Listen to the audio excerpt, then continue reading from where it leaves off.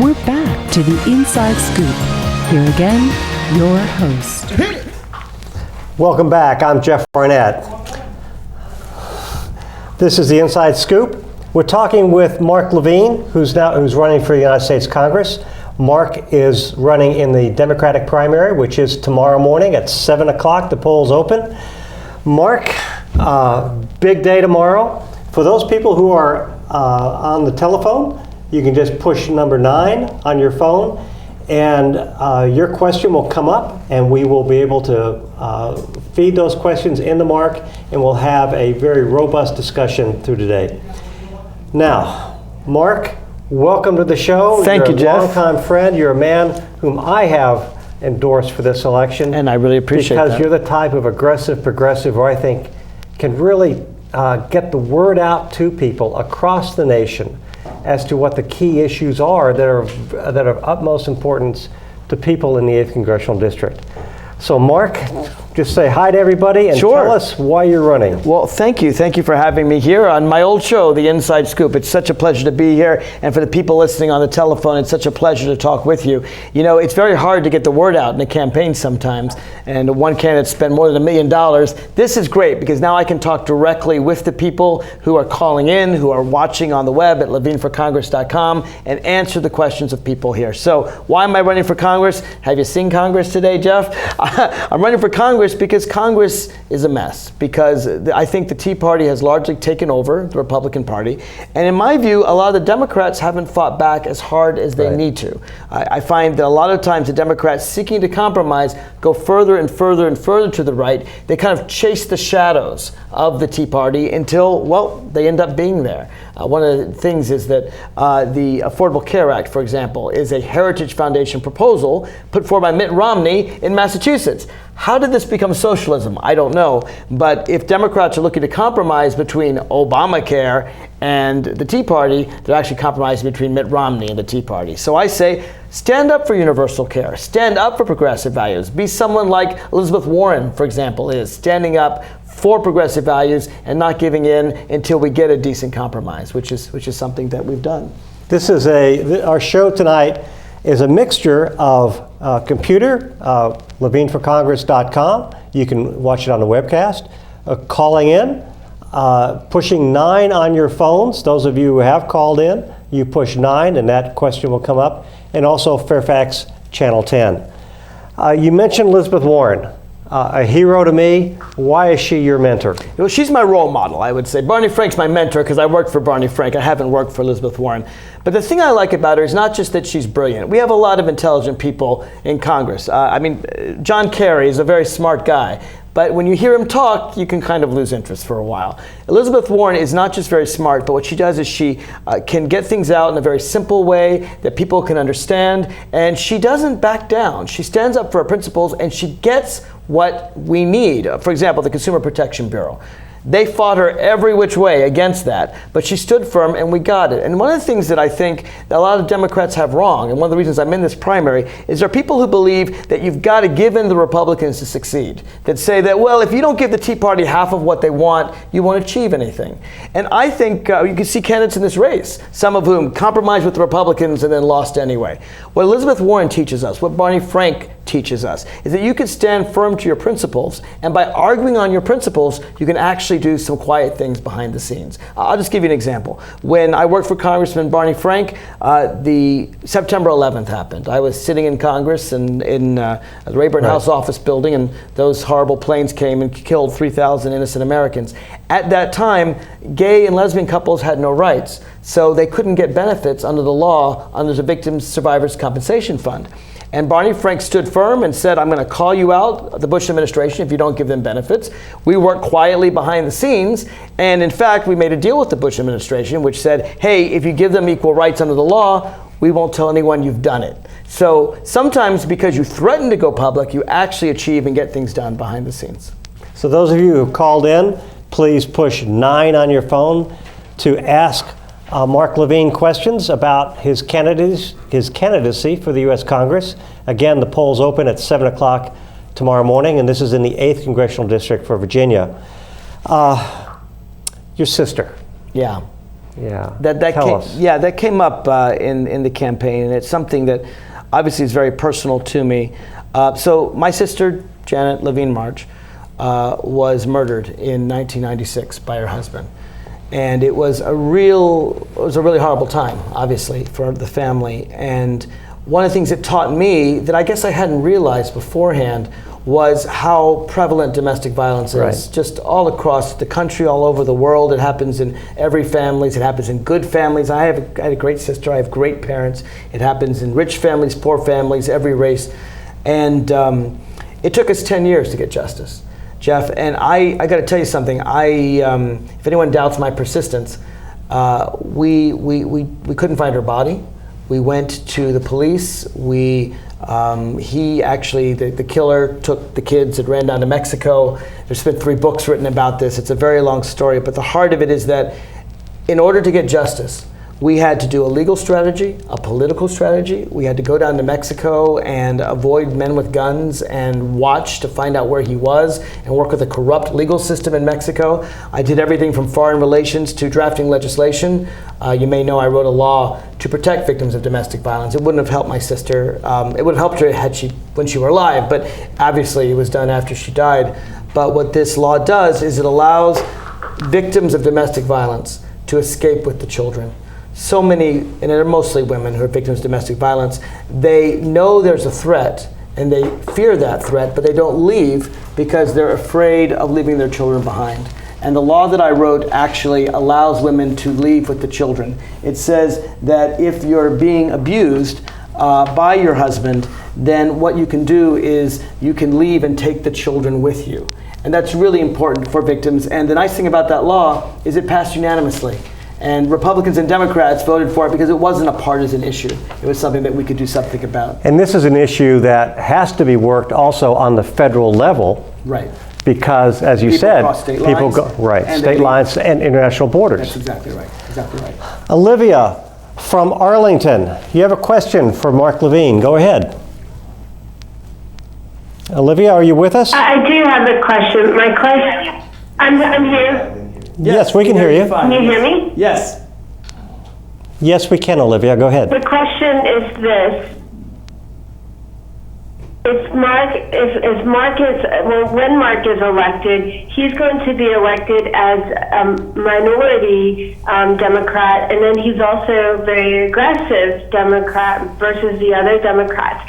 How will Mark promote his issues so that he can build relationships across the party lines and be effective as a leader? Right. Thank you for your question, Olivia. I really appreciate it. It's actually a really good question because people say, hey, the Republicans control the House. Obviously, we hope in 2014 the Democrats will take back the House, but it's unlikely to happen. How can an aggressive progressive get anything done? I think, Olivia, I showed in the case of my sister how I could get something done on a very personal issue of domestic violence. There are a number of issues I have, actually, I think Republicans would support. For example, making colleges more affordable, taking money from the for-profits that I think take too much of our money and end up basically being a scam and giving it to nonprofits, veteran certifications, things like this. But I also think that in the minority, just blocking bad legislation is a good thing. In 2002, I worked for Barney Frank, and George Bush had a faith-based initiative. Right. And that initiative would have allowed the government to discriminate on the basis of religion. And so at that time, we were a minority in the House, we were a minority in the Senate, and of course, George Bush was president. We were fighting always. And so what we did is I wrote a brief that explained exactly how this would discriminate, and the law passed the House, and the Senate had 60 votes. I mean, we were really up against the wall. So I took it door to door, senator to senator. Originally it was done with Barney Frank, Chet Edwards, Bobby Scott, Jerry Nadler, and eventually all the members of Congress dropped off, and it was just me, the attorney for Barney, going around selling my case. I went to Senator Mary Landrieu, I remember, showed her the brief, and she gave me maybe 10, 15 minutes of her time and said, Mark, thank you very much, and I didn't get anywhere with Senator Mary Landrieu. But then I went to Senator Hillary Clinton. And Hillary Clinton is a policy wonk, just like me. And she said to me, Mark, I have a question about footnote 4. And I was like, yes, footnote 4. Hillary Clinton has read my brief. That is great. And footnote 4 explained exactly how the president could use an executive order to discriminate on the basis of religion. And she started getting upset. She said, Mark, Joe told me that he couldn't do this. That was Senator Joe Lieberman. And I had to explain to Senator Clinton that, well, what Senator Lieberman didn't tell you was that he could use an executive order. And she said to me, Mark, we're going to check to see if you're right. And I said, you should check. And she said, if you're right, I'm going to change my vote. I'm going to convince others to do the same. Right. And not only did she change her vote on the bill, she persuaded 13 other senators, including Senator Mary Landrieu, to change her vote. And so my conversation with Hillary Clinton ended up defeating a really bad bill, a piece of legislation that would have discriminated on the basis of religion, really going up against the First Amendment. And I think it shows the power of one individual, the power of one voice. At this point, like I said, my boss wasn't in the room. Barney Frank was gone. This is just my conversation one-on-one with Hillary Clinton, and able to persuade her. And I like to think that when she becomes president, Hillary Rodham Clinton, and she may well become president, she'll remember that conversation. She's already listened to me. I've built these working relationships in Congress already with Hillary Clinton, with Nancy Pelosi, with Joe Biden, with lots of members of Congress. They know me, I know them, and I already have these working relationships. And I would just argue that Washington is a very different place from Richmond. I got some opponents who are doing good jobs in Richmond. I've done work in Washington in the minority, and I've gotten things done. And Yeah. I think people can I vote for that reason. think you're making a great point. You have to work not only bipartisanly across the aisle, you have to work across the Capitol. That's true. That's Nothing true. happens without the Senate. We're going to have a series of poll questions. The first question is this, and again, you'll just punch a number on your phone to enter into the poll. The question is, what issue do you think should be Mark's top priority once he's elected to the U.S. Congress? And you have 5 choices. 1, universal health care. 2, expand Social Security. 3, protect federal workers, contractors, and vets. 4, stop global warming and preserve the environment. And 5, get big money out of politics. So on your phone, just hit one of those numbers. We'll get your poll results, and we'll talk about that in just a few minutes. Yeah, those were 5 of my priorities, and that's why I chose those 5, and I'm curious to see what people say. 1, universal health care. 2, expand Social Security. 3, protect federal workers, contractors, and veterans. 4, stop global warming to preserve the environment. And 5, get big money out of politics. I care about all 5 of those things. I think they're all very important, and I'd just be curious to see what people think. Well, when you talk, really all of those things, they are all middle-class issues, aren't they? They're all middle-class issues. Universal health care, that's a middle-class issue. Social Security, protecting federal workers and contractors. The environment, so clean air. Well, they are, and the things I think that everybody cares about. The last one, getting big money out of politics, though, is sometimes what I call the super issue. But I would remind people to press 9 if they have a question, and I'd love to answer your question. That's what this Teletown Hall is all about, is me answering your questions. But to me, the money is a real problem, because sometimes the money controls everything in politics. Right. I mean, you know this, Jeff. You ran in the 10th Congressional District yourself a few years ago, and you called, you raised money. My concern for any member of Congress, Democrat or Republican, is that people become beholden to the people that pay them to be there. And I've got a real concern about that. Lobbyists largely control Washington. And there are people that lobby for very good things I care about. There are people who lobby for the environment. There's also a lot of lobbies for big business. And one of the things that Congressman Barney Frank taught me, and taught all of us when we first started to work for him, he said that if you have to decide between meeting with a bank lobbyist or meeting with a homeless immigrant with AIDS, you meet with the immigrant, because the banks have plenty of people to protect them. And one of the things that I want to do in Congress is be there to protect the people who don't have lobbyists to work for them, who don't have these big business interests, because I think that sometimes big business gives money to a politician because they expect money back in return. After all, if they're not getting anything back, it's a waste of money. If they are getting something back, isn't that a bribe? So I haven't taken money from corporations. I haven't taken money from PACs. I think I'm the only candidate in this race that can say that. I'm not beholden to any lobbyist. The only people I'm beholden to is, well, the people of the 8th Congressional District. Yeah. I think one of the things that happens with money in politics is not so much the bribe, but it's more sophisticated than that. It's just access. That's true. Here's the thing about access. Put their position in front of. Here's the thing about access.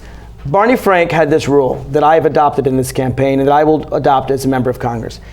Anyone who lives in the district gets access. And it's very simple. You want to meet me? You want to come and talk with me?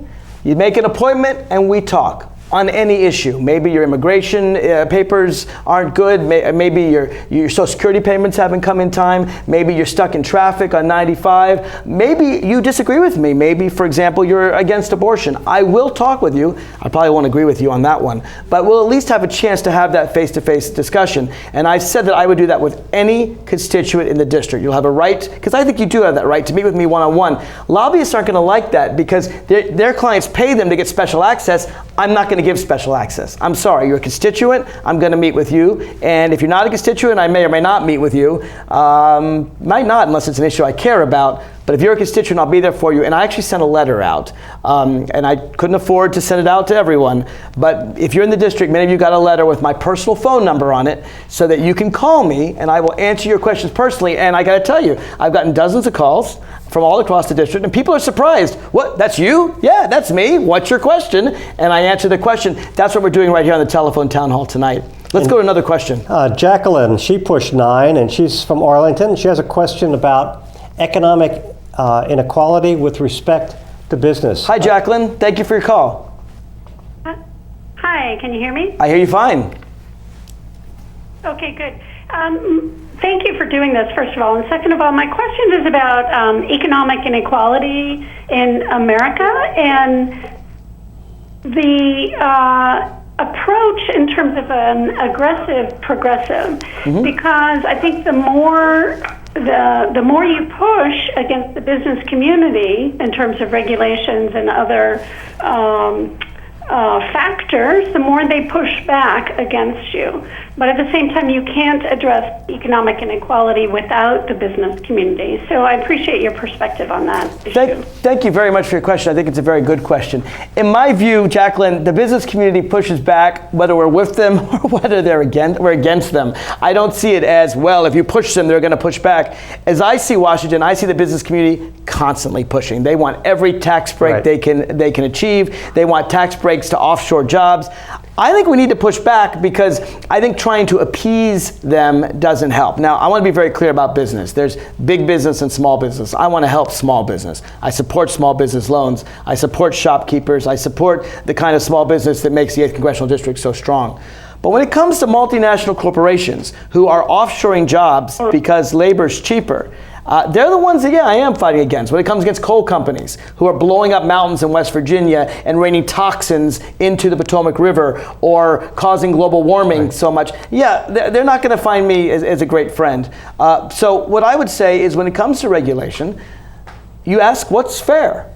Is it fair, for example, for a coal company to dump toxins into the Potomac River to put pollutants in our air that we have to breathe? I want to swim in the Potomac. I want to be able to eat fish from the Potomac. It's not my fault that companies upstream are ruining my river. Is it fair to clean it up? You betcha it's fair. And if they send me a dozen lobbyists, it's not going to help them very much because I'm not going to change my mind on that. On taxes, for example, I'm the only candidate that's saying right now, the tax burden's too low on multinational corporations. And the reason it's too low is because we reward bad behavior. Right now, if they take trillions of dollars overseas, they don't have to pay U.S. taxes. They have an incentive to take money away. There's $2 trillion sitting in cash in multinational corporations. They're not putting it into our economy. It's sitting there offshore. They won't bring it home because they don't want to pay taxes on it. And right now, they bring the money back, we tax them. I would reverse it. I would reward the companies that take money back here, and I would punish the companies that take money and jobs overseas. So to me, this is very basic economics. And for income inequality, I would just say this. We got to raise the minimum wage. We have to do more than raise the minimum wage. That's all the candidates talk about a minimum wage, $10.10. We all agree on that. I think we have to go farther and have a living wage. $10.10 might be a pretty good wage in rural Idaho. I Exactly. don't think it's a really good wage in Arlington, where Jacqueline lives, or Alexandria, or Fairfax, or Falls Church.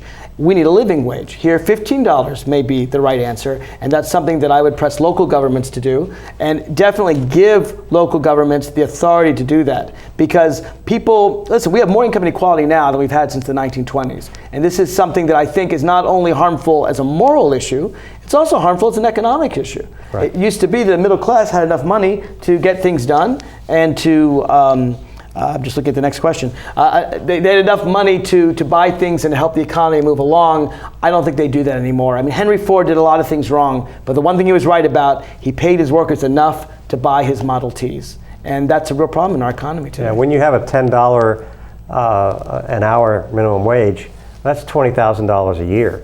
Even two people working full-time in a family, you're still below the school lunch subsistence level in the 8th Congressional District. It makes no sense for this area whatsoever. It used to be in the 1950s, you'd have one wage earner, and it was usually a man, could bring home enough to take care of an entire family. He might work 30 years in the factory, get a pension, go home. Right. Those days have long gone. Yeah. We've got two wage earners in families, and they're not doing as well as the one wage earner did 50 years ago. And it's all about the fact that people are working harder and harder. Economic productivity goes up year after year after year.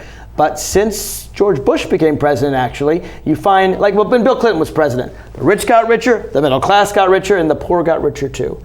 But starting in about 2001 or so, you find that most all the money goes to the super wealthy. And one of the things that surprised me the most is that Canada, their median wage, their average family, they're doing better than we are. And that's embarrassing for the richest country on earth, the United States. Again, push 9 to ask Mark Levine a question.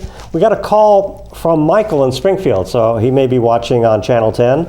We're about pollution. Michael, are you on? I am indeed. Thank you for your call, Michael.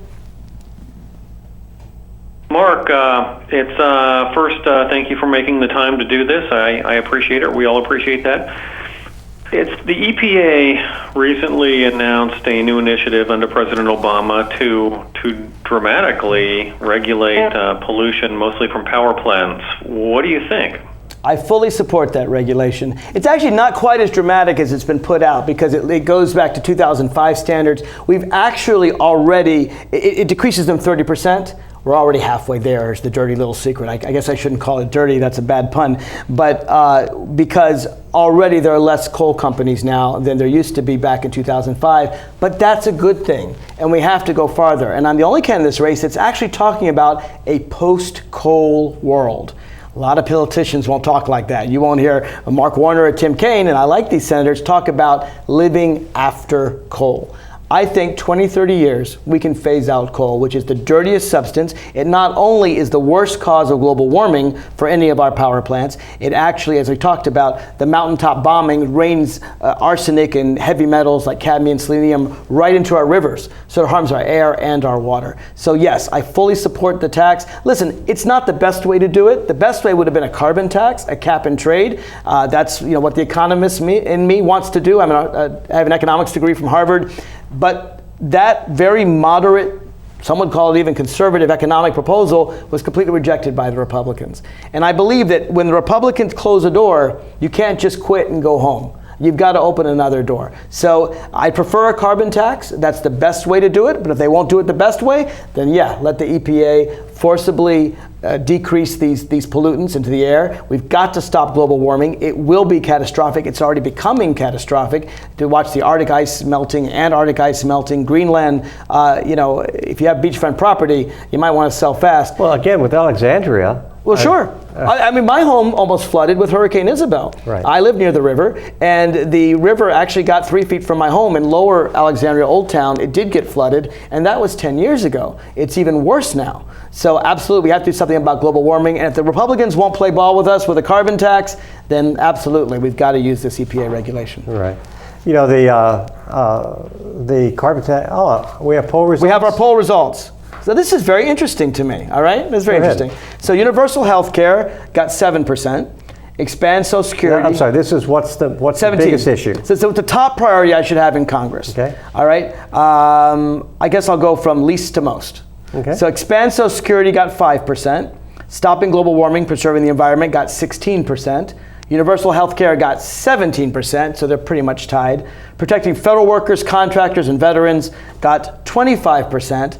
But the biggest one of them all, the number one, was getting big money out of politics, 37%. And I think that surprises a lot of people. You don't hear politicians talk about getting big money out of politics. And what's interesting, Jeff, is my TV ad, Sea of Politicians, which you can find on YouTube, talks exactly about that. Getting big money out of politics. And I think the reason why this issue resonates so much is because it's a meta issue. It's an issue that controls all other issues.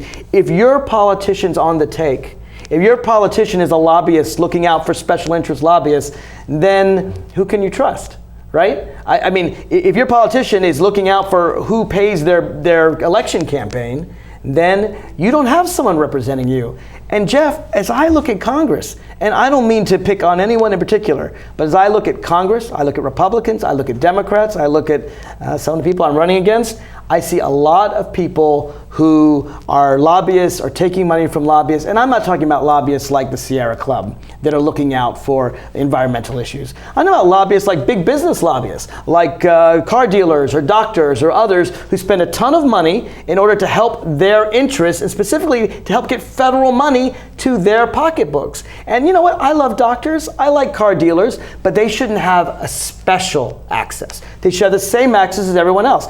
I would meet a doctor who wants to talk to me in my district. I would meet a homeless man who wants to talk to me in my district. I would meet a woman who's a car dealer. I'd meet a woman who's a car buyer and has real problems with the pollutants in the cars. And so I just think it's fantastic that the biggest issue for the people listening to this phone call is getting big money out of politics, because that's the one I feel really deep in my soul. It's the one I feel is the issue that's the meta issue. And I would have federal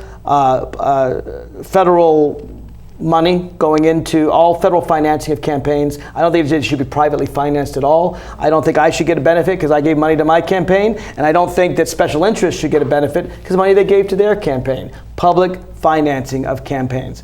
By the way, we are continuing at levineforcongress.com. If we're no longer at Channel 10, I'm told, but you can continue to watch the show at levineforcongress.com. Let me just say real quick, the second one, and I want to get back to people's questions because I know there are a lot of questions. 25% protecting federal workers, contractors, and veterans.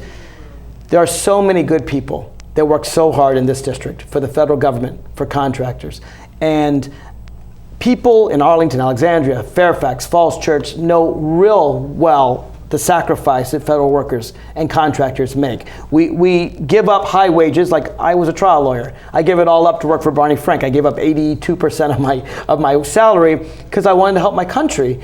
And you're a public servant. There are lots of people who are public servants who do that. And I think we get it here, but they don't necessarily get it in Idaho, in Nebraska, and Texas. So, putting an aggressive progressive like me, who's been on TV hundreds of times, who's been on national TV, international TV, and radio, I can explain these things and get people to support our federal workers. And many of you who've looked at my website know I have a special plan to help veterans coming home get certifications to do that. Yeah, well, we have a system that vilifies federal service, federal contracting, and we make the whole enterprise that much more difficult to actually execute. We are not serving the people of this district very well, and I'm glad you're taking on that particular one. We got a new question, Yeah, Mark? there's so many good questions here. William from Arlington wanted to talk about implementing a cost of living raise for federal workers. So since we're talking about federal workers, I thought we'd take his question next. Yeah, William, are you on? I'm here. Yeah, go ahead. Thank you for your question, William. Thank you. Specifically relating to your remarks, what will you do to get enacted the newly proposed 3.3% cost of living increase for federal government workers? So I completely agree with that 3.3% increase. I know Jim Moran does as well. And this is the perfect case of having to make your case outside of the district, right? I don't have to persuade William, and I don't have to persuade the vast majority of people who live in the 8th congressional district that federal workers work very, very hard for very low pay. They could do much better in the private sector. What I would do is, first of all, I'd work behind the scenes and try to get Republicans to sign on. But I'd let them know, if they're not going to sign on, I'm going to the mat. And I'll go on Fox, I'll go on MSNBC, I'll go on CNN, I'll go on Meet the Press. I'll talk about individual federal workers. I'll talk about their job. I'll remind people of the patriots that federal workers are. Because I got to tell you, you don't join the federal workforce for the money. I mean, so many people work to make a living, and I respect that. People have to do that. But people in the federal workforce are working to serve their country. And those are tough jobs to get to begin with. That's true. You got to compete to get them. You have to compete to get them, and they're lower wages. Right. Now, why would people compete to get a job with lower wages? Only because they're serving their country. And I think sometimes Republicans understand the sacrifice and service that veterans make, but they don't understand the sacrifice and service that, that federal workers make. And the fact that you live here and you can go on those media. Right, and I have. And you have that type of access is a unique capability that this congressman has. And others don't. And I got to tell you, I don't know of any other member of Congress that has regularly gone on national media or defended federal workers. I've done dozens of shows, which you can find on my old radio site at marklivintalk.com, that specifically deal with federal workers, deal with unions, and deal with protecting their rights. Yosef from Alexandria. You have a question about human services. Yusuf, are you there? About your son? Yes, sir, I'm here. Yeah, go ahead, sir. About my son, yes, sir. Go ahead. You're on the air. Hi, Mr. Mark. Hello there. Thank you for your question. Yes, sir. Yes, sir. You're welcome, sir. Sir, I have a son who is 7 years old, and he is autism. And as a candidate for congressman, what will you do about the special education for like my parents like us? Especially? Thank you for your question. It's a good one. His son has autism. And one of the things I fully believe in, and I actually think is not hard to defend, is full mental health parity. The idea that somehow a physical ailment is any less or more serious than a mental ailment, it defies logic. It's not true. Mental ailments are just as serious. Sometimes they're more serious. And autism is something that certainly we have to take care of. Now, some mental ailments can be treated through drugs. Autism, as Yosef points out, you need special education. But autistic people have become productive members of our society. And no human being can go to waste. I got to tell you something. I was at Courthouse Metro this morning handing out literature. If you saw me at Courthouse, call in and let me know. And there was a man there, and I think he was probably schizophrenic. I couldn't tell whether he was having a seizure or he was listening to voices. And he had no one to go to. He was standing there. There was a police officer that came over that tried to help him, but we don't have mental health services. It's not just helping out Yosef's son, as we absolutely have to do with special education. It's helping the full gamut. And we can afford to do this. We are the richest country on earth. You don't find people in Canada or England or France or Finland that don't have basic mental health care. This is something we can afford to do in America. Obviously, it affects all families, and it's beyond belief, I think, that probably in the 1970s, they did take care a lot of times of mental health, and then Ronald Reagan took a lot of them out, and that's what happened. You know, you mentioned the policeman had to intervene. You know, we do. We use the police rather than have doctors and healthcare providers. Exactly, and there's a cost involved with doing that also. Absolutely. Yeah, do you want to, let's go to Joan? Joan in Arlington, you have a health care insurance question. You're on the air, Joan. I'm here. Hi, Joan. Yeah, I'm here. How thank are you for calling in. I thank you very much for calling in. What's your question? You're welcome. The health issue, how are we going to get that fixed? Because I don't have any health insurance.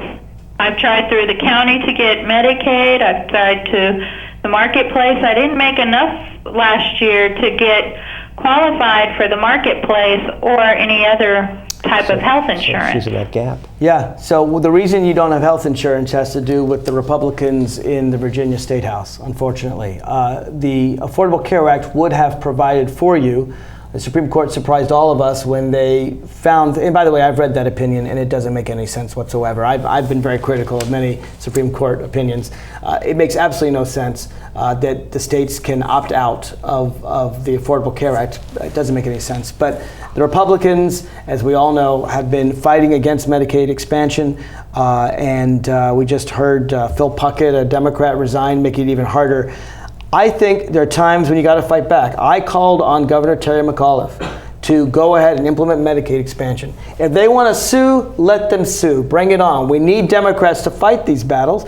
And I think once people like Joan get health insurance, and under Terry McAuliffe, and the Republicans sue, even if they're successful in their lawsuit, and they try to take it away, we're going to find Joan and a lot of other people so unhappy, and not just Joan in Arlington, but John down in Republican area of Danville, Virginia, or somewhere down south. Once people get health care, they like it. You know, it's interesting. Republicans used to hate Medicare. They said Medicare is going to bankrupt the country.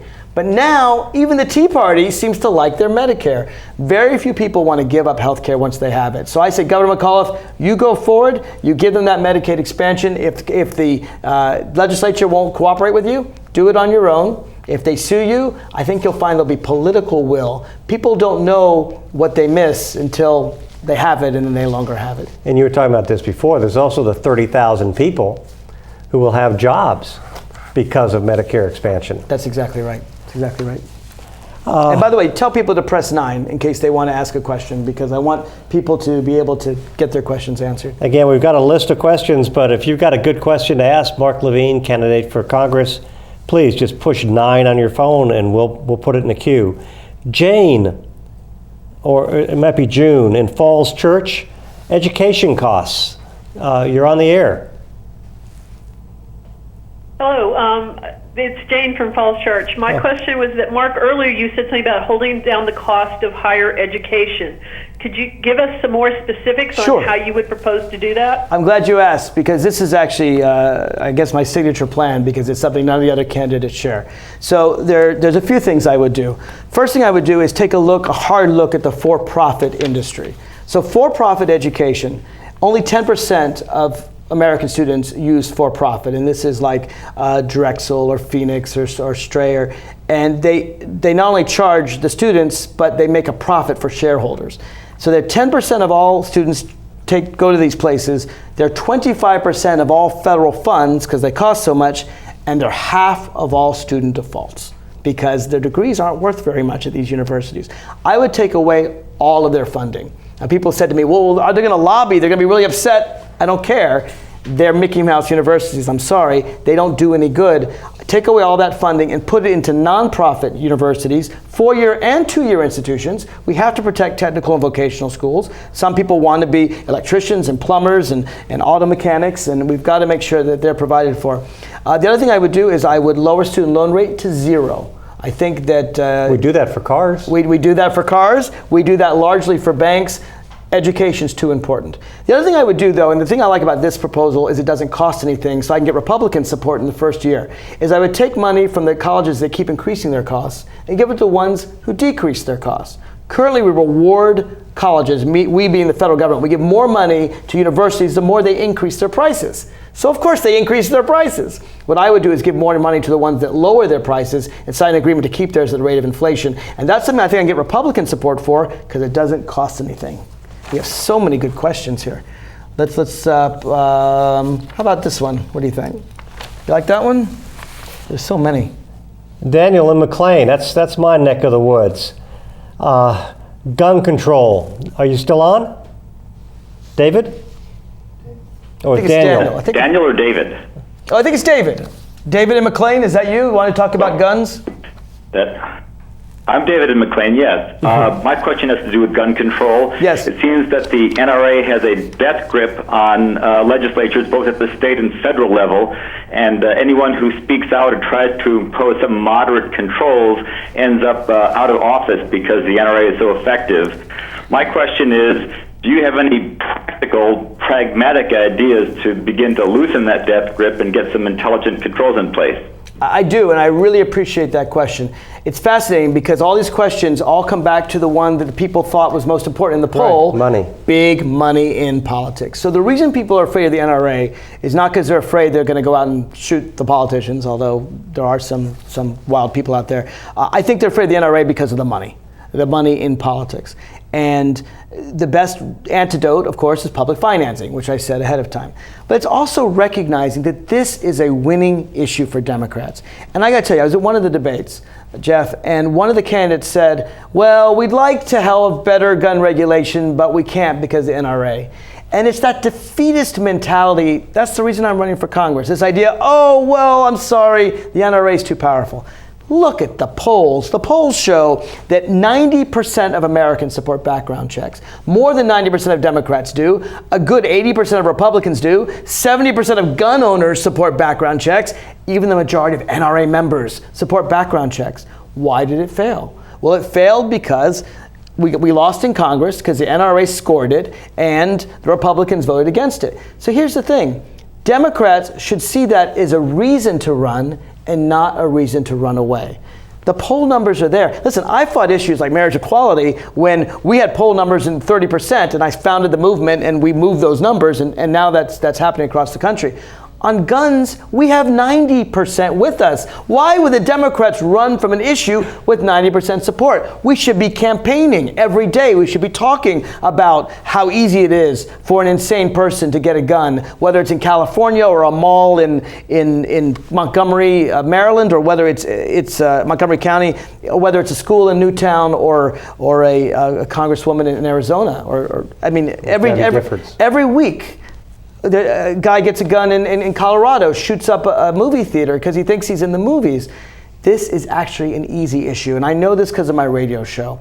I go on the air, I have Tea Party people call in, and even they won't defend the right of an insane person to own a gun without a background check. No one defends this. It's this fear of the NRA that keeps people from fighting back. And I'll tell you something, Governor Terry McAuliffe got a 0 rating from the NRA, and he won election. And I'll tell you something, David, if I could get a negative rating from the NRA, I'm sure I would. I will get 0 or less than 0. They will do everything they can to stop me, but they're not going to stop me because I have a very loud voice. And part of the thing we have to do is make the case in the media. This is the point I've been trying to make, really the whole campaign. It's important to have a media voice. If you go and you vote in Congress, you get 1 vote. And if you're in the minority, you go home, and that's it.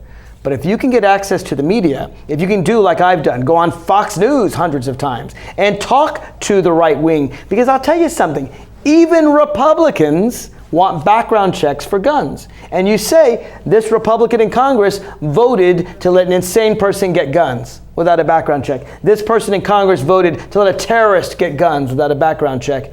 We can win that issue. Now, it's not just background checks. I support limiting the number of bullets in a gun magazine. I would do it to 10. I could arguably do it to 8. We could discuss that, but that's what saved Gabby Giffords' life, was the limited magazine. I would ban semi-automatic weapons. If you're not a cop or in the military, you don't need these weapons. But we can never let these horrible murders happen on TV and become complacent. And when I see people in the media say, well, there's another shooting today. No, there was another shooting today. Show the faces of the people who died. Show the anguish of the parents. I know from the guy in California, he wants to talk about it because he knows that only by showing the tragedy are we going to rouse the public support to beat this issue. It's a great question, David. I'm really glad you asked it. Thank you. Kevin in Falls Church. You were talking about gay marriage. You're on the air with Mark Levine. And again, everybody else, just push 9 to get your question in the queue. Hi, Kevin. Hey, I'm Calvin.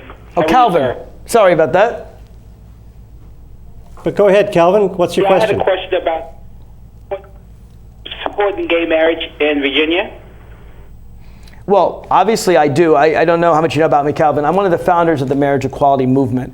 I started it 15 years ago when even most of the gay and lesbian establishment opposed it. I wrote the first law ever in the United States introduced to give full marriage equality at the state and federal level, to give 2,500 rights. It was introduced, it did not become law at that time. It didn't become law because even the gay and lesbian establishment opposed it. They thought it was too radical. And I said, you know what, full equality is never radical. You know, I look at my Constitution and there's no exception in the 14th Amendment for gay people. Everyone has equal protection under the laws. So I've been fighting this battle a long time. I wrote the DC marriage equality law. David Catania wrote the first draft, but Phil Mendelson and I made it better, and we worked, and that's actually currently the law in DC today. So Calvin, you can go across the river in DC and get married. But you're right, we don't have it in Virginia yet. And obviously, with the Republicans controlling the Assembly and now the Senate, we're not going to get it by legislation anytime soon. However, the courts have already ruled that Virginia's law that bans marriage equality is contrary to that very document I talked about, the Constitution of the United States, the 14th Amendment. They've already ruled it. It will go up to the United States Supreme Court, I predict, in June 2015. And I predict, Kelvin, in June 2015, by a vote of 5-4, with an opinion written by Anthony Kennedy, you will get marriage right here in Virginia and in all 50 states in the United States, because activists like me and 3 others, I wasn't alone, there were 4 of us, we had a dream, and we said, you know what? We're going to go ahead, and if they won't let us do it through the front door, we started doing protests through the back door. We went and we started the Valentine's Day protests. Just 4 of us started protesting, demanding the right of people to get married. That protest became 10, became hundreds across the nation. It became a whole movement. And my argument to the Democratic Party again and again is, don't give up before you try. Too often Democrats, I can't tell how many times people tell me, universal care, health care, that's impossible. Expanding Social Security, that's impossible. Cleaning the Potomac River, that's impossible. It's only impossible if you never try. And the marriage equality battle is great proof that a small group of determined activists working together can achieve the impossible. I'm very, very proud of that, and I love that question, Calvin. I'll get it to you in Virginia. It'll be another year, but it'll be there. You have some more questions? Laura. We got a bunch more. Go ahead. Laura in Springfield, I hope you're still on. You have a question about why don't Democrats push back harder? Why don't you go ahead? Laura? Yes, this is Laura. I think that the Democrats sometimes, they don't push back hard enough on the Republicans. They let the Republicans do anything they want to do, and they don't call names and ask questions. And I think they should do a little bit more about this health program. And people should, ask the Republican, where's your health care? I don't have any. You have yours. Laura Campbell. Well, thank you, Laura, for your question. I mean, obviously, that's the reason I'm running for Congress. Because in a Democratic primary, you get to choose which Democrat represents you.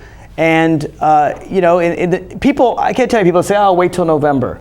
If you wait till November, it's too late. This district, the 8th Congressional District, is a pretty safe Democratic seat. The winner of that seat will likely be the person who wins in November.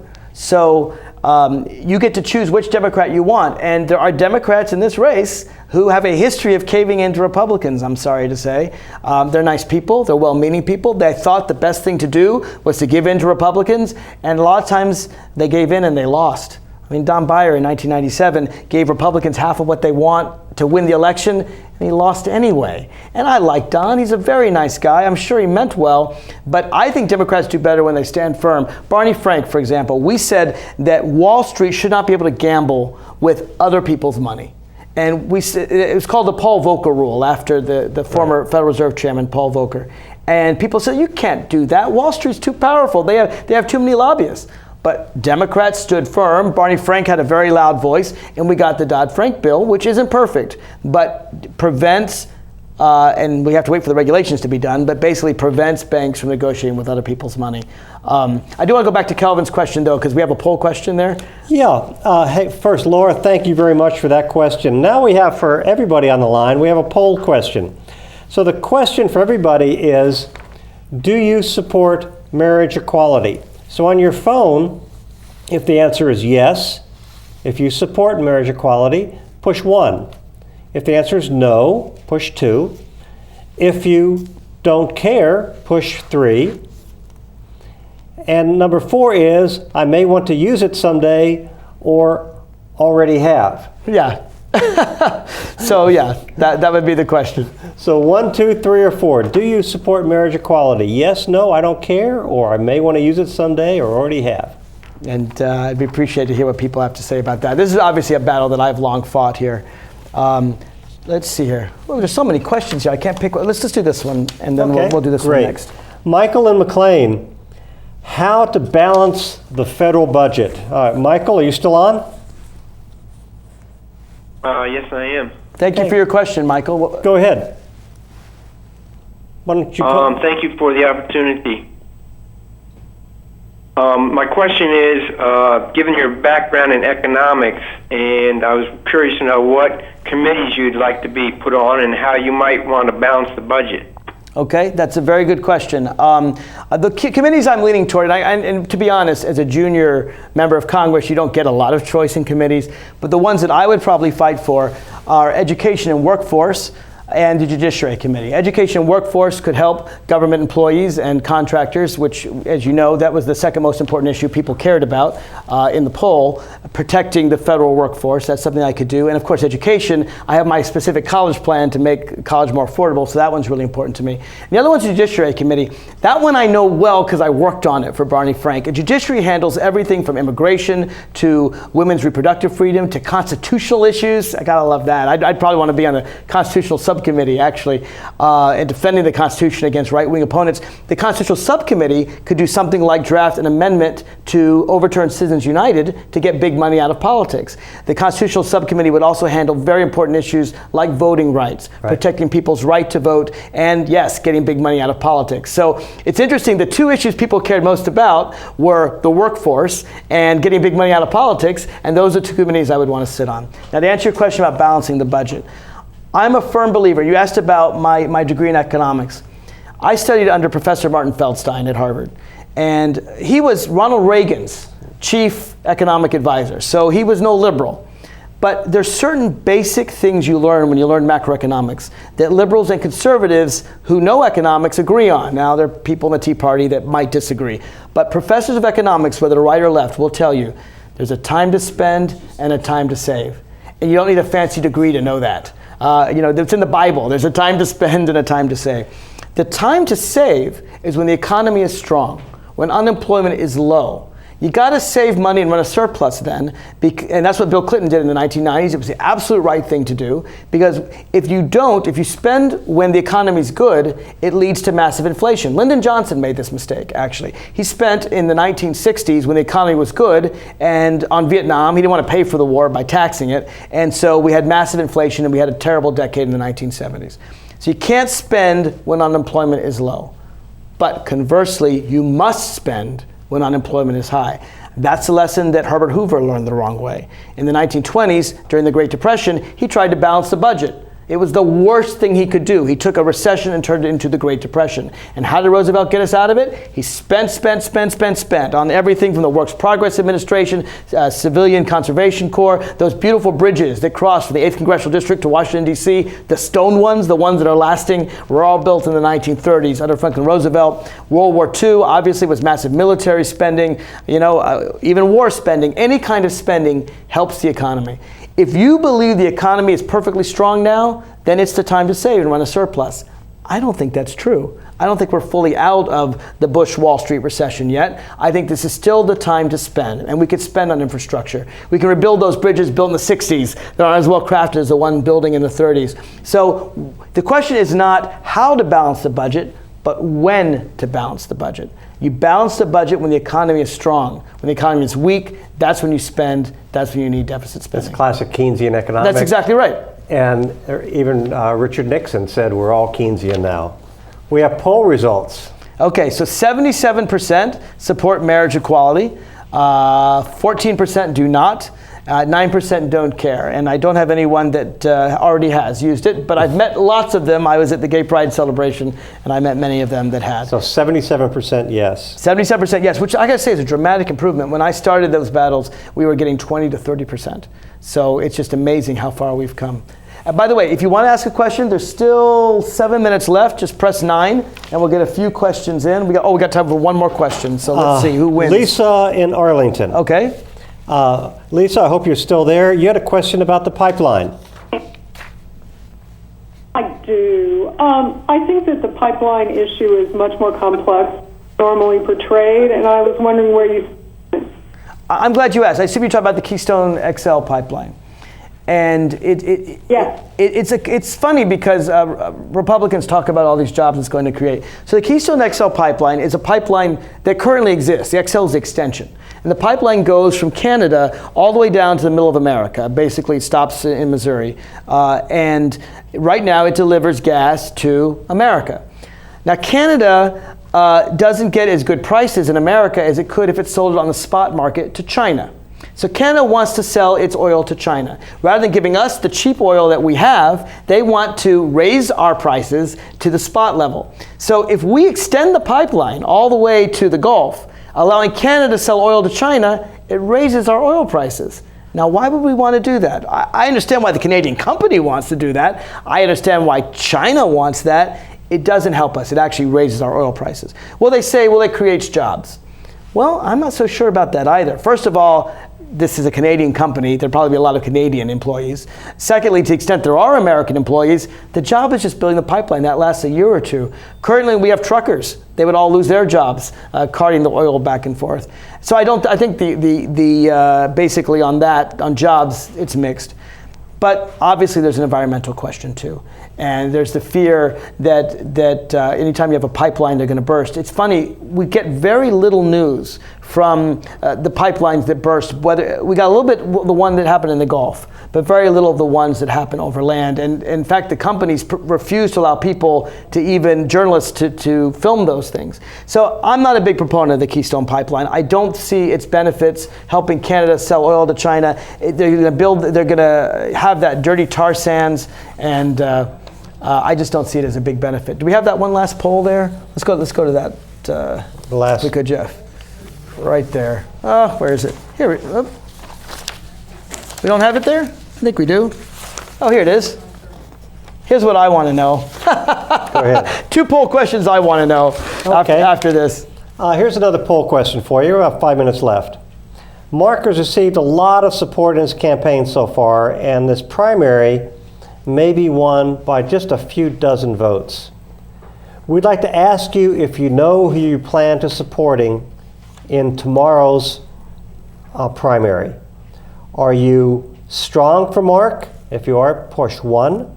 Are you leaning towards Mark? Push 2. Undecided? 3. Or other? 4. So, if you're strong for Mark, push 1. Leaning towards Mark, push 2. Undecided, push 3.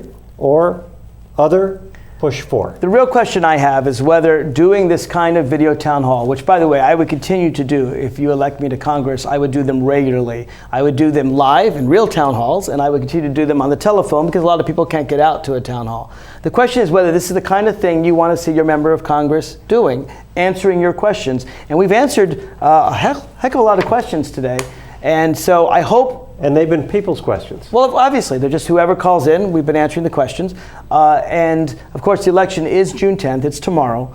And sure, I'd like to know if you're going to vote for me, if you're leaning toward voting for me, if you're undecided still, or if you're going to vote for someone else. Just let me know, and that'll give us some idea of how well we did tonight.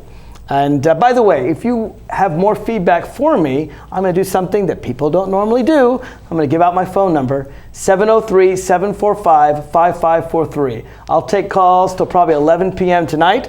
I'll take calls all day on Election Day. If you have a question for me, you just want to talk one-on-one without everybody listening in, give me a call. I want to show you that I will be the most accessible member of Congress you've ever had.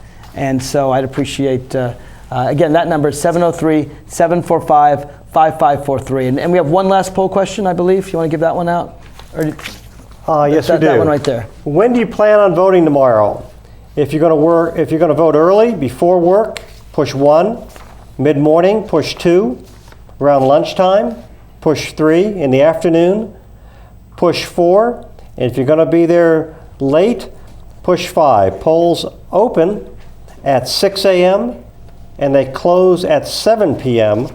tomorrow morning. And again, you'll be voting in your standard precincts. All the precincts will be open. And we will provide a ride to the polls for anyone. They can just call that number, 703-745-5543. The results, by the way, of our other poll was 38% said they're strong for me, 41% said they're leaning toward me, that's 79%, 17% are undecided, and only 6% are voting for somebody else. So I think that means that we got a lot of support from this town hall tonight, and I want to thank you, Jeff, for making this happen. I really do appreciate it. I want to thank you for making this run. As I said, you are not only aggressive, you are articulate, and that's exactly what we need in Congress. Thank you, Jeff. And as someone who formerly had the Democratic nomination, those are strong words, and I really appreciate your endorsement and your support of my campaign. I think you'll be a great congressman. Thank you, Jeff. All right, that's it, everybody. Thank you very much for calling in and for participating in this town hall. Again, my number is 703-745-5543. If you want to call me, tell me how I did, or ask me a question yourself.